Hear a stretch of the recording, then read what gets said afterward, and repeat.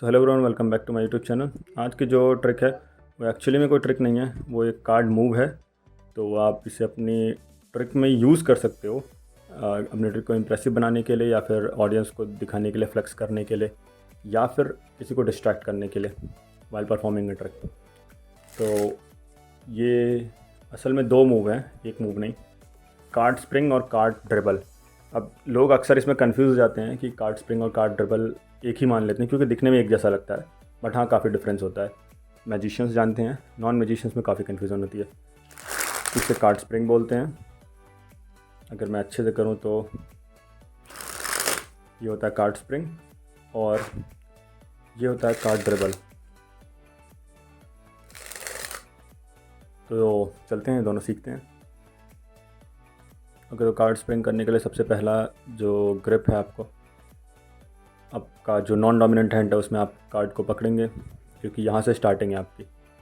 अब जो आपका डोमिनेंट हैंड है उसमें कई लोग क्या करते हैं, क्योंकि आपको अपने थंब को तो इधर रखना है, और अब अपनी मिडिल फिंगर, रिंग फिंगर, या फिर अपने पिंकी फिंगर, जो आपको कंफर्टेबल लगे, जिस फिंगर से आप ज़्यादा प्रेशर एग्जीक्यूट कर सको, वो फिंगर यूज़ कर सकते हो। बहुत लोग ऐसे भी करते हैं कार्ड स्प्रिंग अपने पॉइंटर फिंगर से भी, बट मुझे मिडिल फिंगर ज़्यादा सही लगता है, या फिर अपने रिंग फिंगर, तो मैं इन दोनों से करता हूँ। तो आप इन दोनों में से जो अपनी फिंगर सही लगे उस फिंगर से किसी से भी कर सकते हो। मैं अपने मिडिल फिंगर से दिखाता हूँ, आप अपने अकॉर्डिंग फिंगर चेंज कर लेना। तो आपको कार्ड को अलाइन करना है, इसको रखना है डेक के टॉप कॉर्नर पे, टॉप राइट कॉर्नर पे। अगर ये आपका डोमिनेंट हैंड है तो आप इस तरह रखोगे लेफ़्ट हैंड कॉर्नर पे, बट मेरा डोमिनेंट हैंड ये है तो मैं राइट हैंड कॉर्नर पे रखूँगा, और अपने थंब से एकदम बेयरली एज पर रखूँगा इस कार्ड को। यहाँ भी रखूँगा तो गिर जाएगा, ज़्यादा आगे रखूँगा तो मैं स्प्रिंग नहीं कर सकता। बेयरली एज पर रखूँगा, ताकि मैं जैसे ही कार्ड को बो करूँ से इस फिंगर को, जो आपकी ये फिंगर है, इसको एकदम स्टिल रख देना है, इसको मूव ही नहीं करना है। आपको अपने थंब को मूव करना है, इससे प्रेशर लगाना है। तो आप इसको जैसे जैसे प्रेशर लगाओगे ये बो होते जाएगा, और बो होने के बाद 1 बाय 1 कार्ड्स यहाँ से धीरे धीरे निकलते जाएंगे। अब आप अगर इसे अच्छे से करोगे तो ऐसे होगा, और आपको अपने थंब को हल्का मूव करते जाना है ताकि कार्ड्स को निकलने के लिए जगह मिले। अब एक बार आप इसे अच्छे से करने लग जाओ तो ये कुछ ऐसा दिखेगा।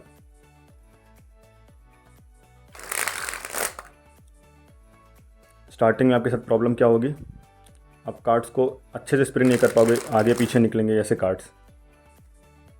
इस चीज़ को सही करने के लिए आपको क्या करना होगा, आपको प्रैक्टिस ही करते रहना है, क्योंकि फिर आपको धीरे धीरे अलाइनमेंट का आइडिया लग जाएगा और पता चल जाएगा कि कार्ड्स कहाँ पर रखें, जिससे दूसरे हाथ में आपके जो कार्ड्स हैं वो बिल्कुल सही जगह पर लैंड हो।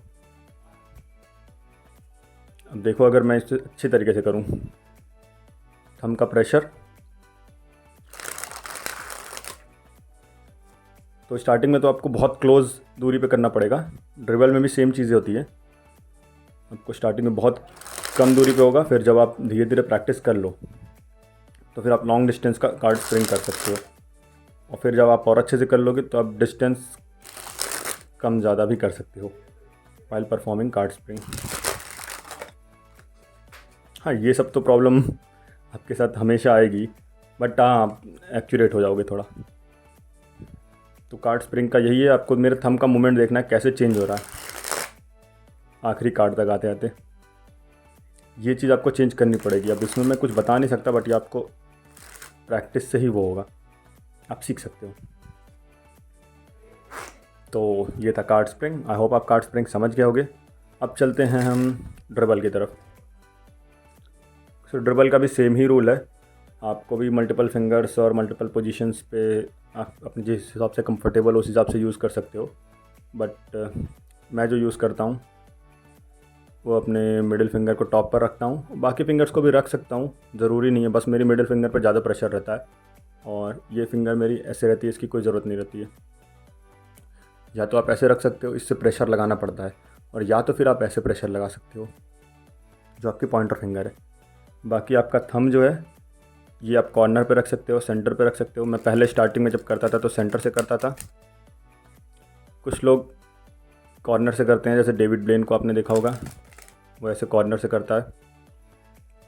मैं कॉर्नर से स्टार्टिंग में कर पाता था, बट अब नहीं हो पाता, पता नहीं क्यों।